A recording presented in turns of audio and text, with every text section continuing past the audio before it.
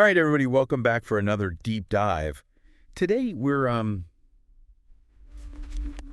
to be looking at a really interesting topic. Yeah. Which is describing places and giving directions. Mm-hmm. And I think that we're going to be able to go really deep with this. Yeah, definitely. I think this will be a good one. I think that we all kind of do this all the time, but we don't really think about how we're doing it or Right, like what makes a good description exactly versus like a bad one, you know?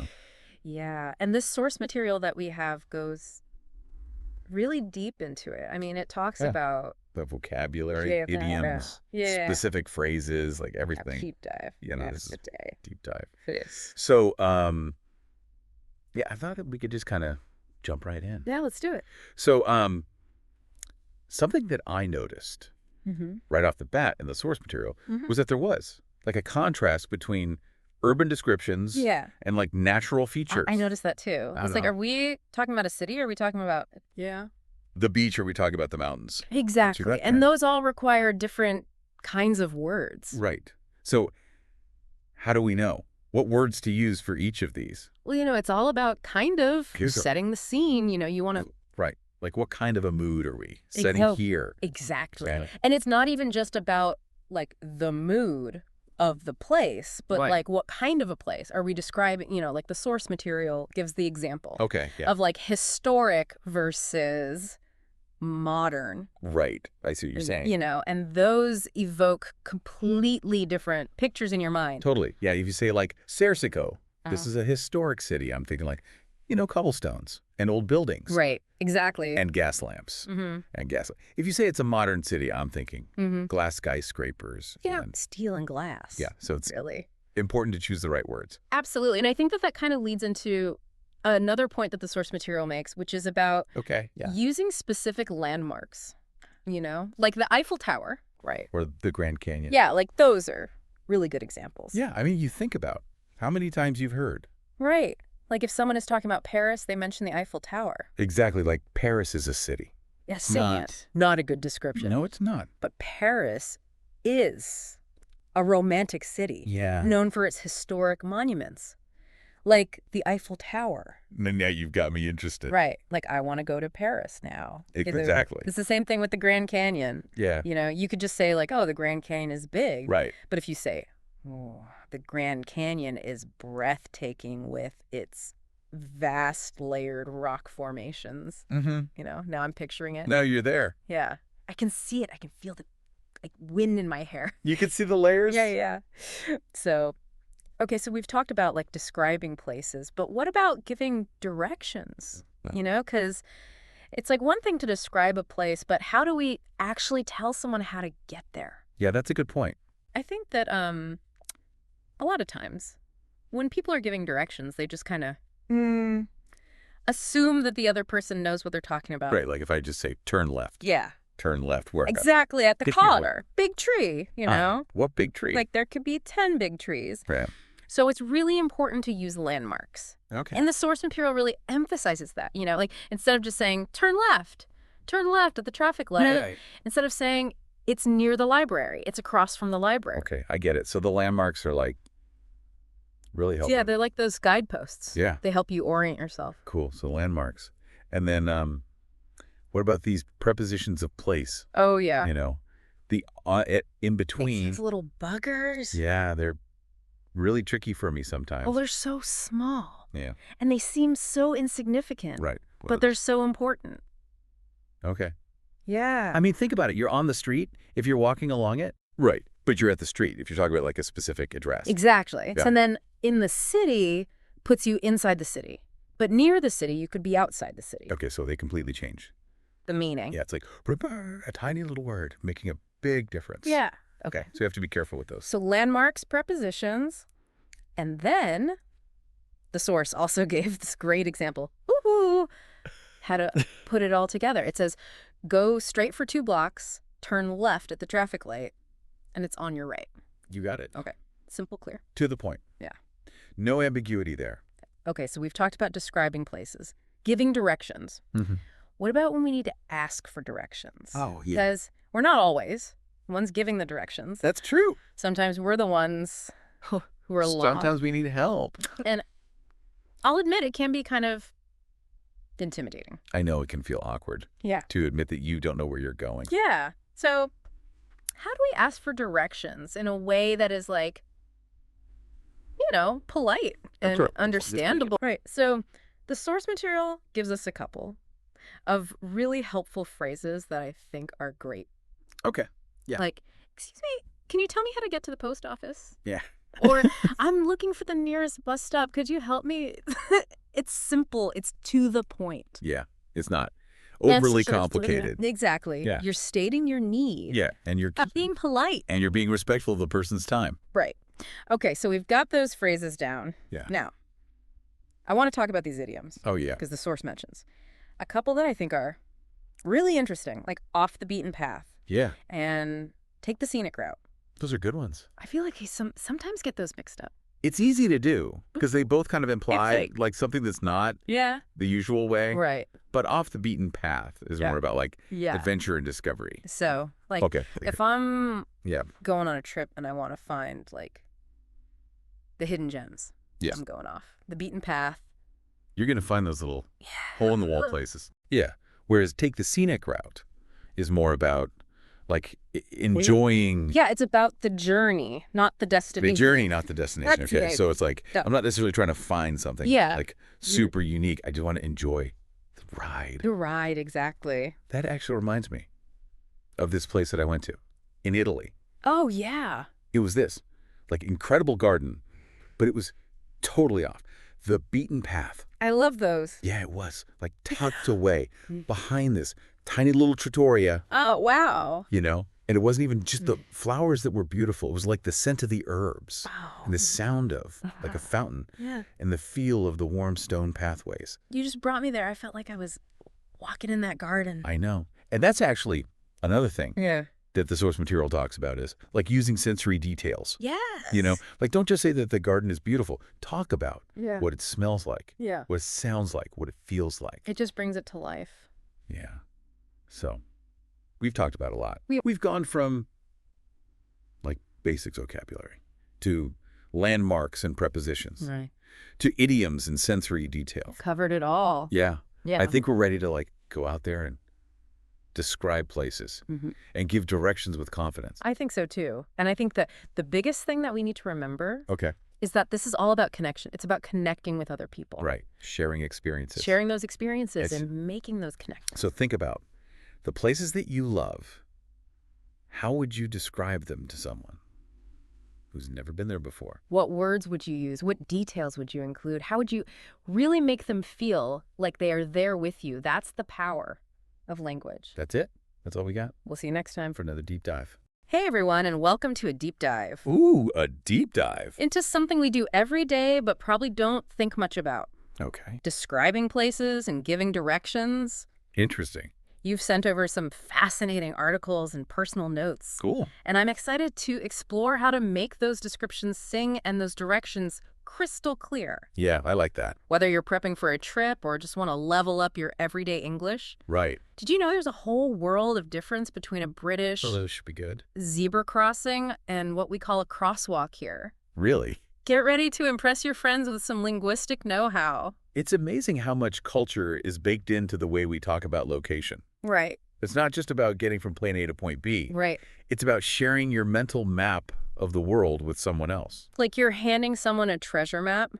Okay. But instead of X marks the spot, it's... What is it? Turn left at the gargoyle statue. You can't miss it. You got it. Okay, so before we get lost in a maze of metaphors, where should we start with the practical stuff? Well, your notes had some good vocabulary lists. Okay. It struck me how important it is to categorize those words. Right. Instead of just memorizing a jumble, think urban, natural landmarks. Okay. This way, when you're describing, say, a park, the word bustling is less likely to pop into your head, right? Makes sense. It's like having mental drawers for different types of places. So I saw off the beaten path in one of the articles. Yeah, that's a good one. What kind of mental drawer would that go in? That's a great one for describing places that are unique and less touristy. Interesting. Think of a hidden cafe tucked away in a quiet alley or a secluded beach far from the crowds. Oh, I like that. It evokes a sense of discovery and adventure. So how do we weave those words into actual descriptions? Well, let's see. The article had an example about the Colosseum. Oh, yep. Rome is a historic city known for the iconic Colosseum and charming streets. It feels a bit basic, though, right? It is, but look closer. It follows a pattern. Okay. Start with a general statement, Okay. then highlight key features with descriptive adjectives. I see. You could use this template for anything from a bustling city square to a tranquil forest path. So, like Mad Libs for location descriptions. I can get behind that. Exactly. Now let's pivot to directions. Okay. I'm someone who relies heavily on landmarks. Okay. Turn right at the giant coffee cup. You can't miss it. I see. Is that a good strategy overall? Landmarks are your best friend when it comes to giving directions. Okay, cool. They create a visual reference point, making the instructions easier to understand and remember. Right. Think about it. You're more likely to recall What's that? the Blee house with the white picket fence Right. than the second house on the left after the stop sign. Totally. I remember trying to find a pizza place in New York once. Oh, yeah? And the only direction I got was turn left at the bookstore with the cat in the window. I actually found it. No way. But speaking of interactions, Well, how do we make sure our directions don't sound like bossy demands? your notes mentioned cultural nuances. Yes. And this is where they really come into play. Okay. Phrases like, could you please tell me how to get to, or, excuse me, I'm a bit lost, would you mind, Right. can make a world of difference in how your request is received. It's like adding a spoonful of sugar to the directions. You like that? Makes them go down easier. Yeah. Are there any other cultural quirks we should keep in mind? Let me think. Like, is it rude to point in certain countries? Absolutely. Wow. Nonverbal communication can be just as important as the words we use. Right. For example, in some cultures, Okay. direct eye contact can be perceived as aggressive, Really? while in others, it's a sign of respect. Wow. So much to consider. Okay. I'm getting the sense that simply listing landmarks and streets isn't enough. It's not. How do we make our descriptions more vivid and engaging? One of your articles touched on sensory language. Okay. Instead of just describing what a place looks like, Yeah.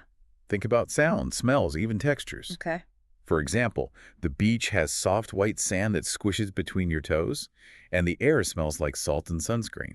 Oh, now I'm craving a beach vacation. You've transported me there with just a few words. My work here is done. How can we use this sensory magic when giving directions? Let me give you an example. Okay. Imagine you're guiding someone to a hidden garden. Uh-huh. Instead of walk down this street for 2 blocks, Yeah. you could say, follow this cobblestone path. Mm-hmm. You'll hear the gentle trickling of a fountain, and the air will be filled with the scent of jasmine. Wow, that's amazing. Right. It transforms a mundane set of directions into a sensory adventure. Exactly. That's brilliant. It's like you're giving them a mini vacation with your words. Uh-huh. Okay, we've covered vocabulary, sentence structure, cultural sensitivity, We have. and now this amazing sensory toolkit. It's pretty cool. I'm starting to feel like a description ninja. And that's exactly what we want. Awesome. To equip you with the tools to make your communication more engaging. Right. Whether you're describing the Taj Mahal or telling a friend how to find your apartment. That's great. But before we get too carried away, Okay. I think it's time to shift gears and explore a bigger idea that came up in our prep. I'm intrigued. Let's do it. Okay, cool.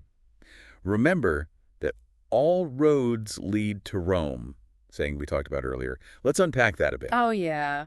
It felt like a bit of a detour, Right. but I'm curious where this road leads. Well, literally all roads lead to Rome back in the Roman Empire. Oh, that's right.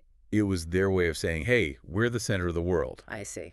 But I think it applies to describing places, too. How so?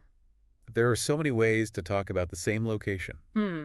Like some people might focus on historical facts while others go for a more emotional, personal approach. Exactly. One person might describe Paris as the city of lights renowned for its fashion and cuisine, while another might call it that magical place where I fell in love with croissants and cobblestone streets. Both are valid, but they paint very different pictures. It's like choosing a filter for your words. Right. Sepia tone for history buffs vibrant and colorful for the romantics. I like that. Okay, so how do we decide which filter is right for the situation? It depends on your audience and purpose. Okay. If you're giving a formal presentation about a historical landmark, you'll want to stick to objective facts and figures. Right. But if you're sharing travel stories with friends, Yeah. a more personal, subjective style might be more engaging. So know your audience and tailor your language accordingly. Exactly. Got it. Now, something that keeps popping up in my mind is this. Okay, what's up? Does technology make us worse at describing places? Yeah, that's a good question. I mean, with Google Maps and GPS, who needs to paint a word picture anymore? It's a valid question. Yeah. Technology has definitely changed the way we navigate and experience the world. Yeah. But I'd argue it's also made us appreciate the human element even more. How so? Think about travel blogs, Instagram, all these platforms where people are sharing their experiences through words and pictures. We still crave those personal stories, those details that make a place come alive in our imaginations. That's true. I love reading those a day in the life of travel blogs. Me too. They make me feel like I'm right there, even if I'm just sitting on my couch. I know what you mean. But let's be honest, not everyone is a natural storyteller. Right. Any tips for those of us who struggle to find the right words? One trick is to focus on details that evoke specific memories or emotions. Oh. Instead of just saying, the Grand Canyon is big, you could say, standing at the edge of the Grand Canyon, I felt a sense of awe and insignificance, unlike anything I'd ever experienced. Ooh, that's good. It's about sharing how the place made you feel. Ooh, that gives me chills. It's like you've bottled up that feeling and shared it with me. Exactly. Now I'm remembering something else from our source material. Okay, what's that? It mentioned regional variations, like how a crosswalk in the UK is called a zebra crossing. What other linguistic quirks are out there? Oh, language is a goldmine of these. The Inuit languages have multiple words for snow. Wow, really? Each describing a different type or condition. Interesting. This reflects their close relationship with the Arctic environment. Wow, that's amazing. Imagine having a whole vocabulary dedicated to snowdrifts and powder. Right. It makes you realize how much our language is shaped by the world around us. It really does. Speaking of shaping, I'm curious about how we can shape our descriptions to be more effective. Yeah, I like that. Any techniques you've picked up over the years? One technique is to use metaphors and similes. Okay. Instead of saying the city was crowded, you could say the city was a human anthill teeming with activity. It creates a more vivid image in the listener's mind. Ooh, I love that. It's like painting with words. And what about when we're giving directions? Are there any pro tips beyond using landmarks and being polite? One tip is to think about the perspective of the person you're giving directions to. Okay. Instead of saying, turn left at the third light, which assumes they know where the first two lights are. Right. You could say, turn left at the light after the gas station. It provides a clearer reference point. That's so helpful. It's like you're anticipating their confusion and providing extra guidance. Exactly. Okay, we've covered a lot of ground here. We have. From choosing the right language to using sensory details and even mastering metaphors. It's a lot. I'm feeling empowered to go forth and describe like a pro. And remember, confidence is key. Yeah. The more you practice describing places and giving directions, the more comfortable and fluent you'll become. Speaking of practice, I think it's time to give our listeners a chance to flex their descriptive muscles. I like it. What kind of challenge can we leave them with? How about this? Think of a place that holds special meaning for you. It could be your childhood home, a favorite vacation spot, or even just a cozy corner in your apartment. Okay, I like it. Now close your eyes and imagine you're describing this place to someone who's never been there before. Okay. What details would you include? What sensory experiences would you evoke? What emotions would you want to convey? Welcome back. I hope you've all had a moment to think about that challenge, describing a place that holds special meaning. It's a good one. I actually tried it myself, and it made me realize how much emotion we tie to locations. Yeah. It's not just about the physical space, it's about the memories and feelings we've layered onto it, right? It's true. Places become like chapters in our personal narratives. Oh, I like that. Think about how often we hear phrases like, the city that never sleeps, or a town with a rich history. Yeah. These aren't just descriptions, they're stories waiting to be told. And when we share those stories, we invite others to experience those places through our eyes. I like that. It's like handing someone a key to unlock a secret world. It is. Speaking of secrets, one thing that fascinates me is how different cultures approach describing places. Oh, it's really interesting. I'm guessing it's not always about landmarks and street names. Oh, absolutely. In some cultures, directions might be based on natural features, like head towards the mountain with the two peaks, or follow the river until you reach the bend. That's so cool. It's like their mental map is drawn differently than ours. Right. It makes you realize how much our own cultural background shapes our perception of the world. It really does. Now, one thing that keeps nagging at me is this. Is there a danger of over-describing? That's an interesting thought. Like, can we make a place sound too good with our fancy vocabulary and sensory details? That's an interesting point. There's definitely a balance to strike between painting a vivid picture and setting realistic expectations. Right. You don't want to create a description so idyllic that the actual experience falls short. Right. It's like those Instagram-worthy travel photos with perfect lighting and filters. Sometimes the reality is a little less glamorous. That happens. So how do we avoid the trap of overselling a place? Honesty and authenticity are key. Okay. Instead of trying to make everything sound perfect, Yeah. embrace the imperfections, the quirks, the things that make a place unique. For example, you might describe a bustling city market as a chaotic symphony of sights, sounds, and smells, a sensory overload in the best possible way. I love that. It's like you're acknowledging the potential chaos while also celebrating its vibrancy. Exactly. So it's about finding the beauty in the unexpected, the imperfections that give a place character. I like that. Okay, we've covered a lot of ground in this deep dive. We have. We've explored the power of vocabulary, the importance of sensory details, the cultural nuances of language, and even the dangers of over-describing. It's been a journey. But if we had to distill all of this down to one key takeaway, what would it be? For me, it's about remembering that describing places and giving directions is ultimately about connection. Okay. It's about bridging the gap between our own experiences and the imaginations of others. I see. It's about sharing our love for a place, our understanding of a culture, or simply our ability to navigate the world around us. Right. And in a world that can often feel divided, that's a pretty powerful thing. Beautifully said. It's like we're all explorers charting the map of human experience and inviting others to join us on the adventure. I like that. And who knows, maybe our descriptions will inspire someone to embark on their own journey of discovery. I hope so. So to all our listeners out there, keep exploring, keep describing, and keep sharing your unique perspective on the world. Until next time, happy travels.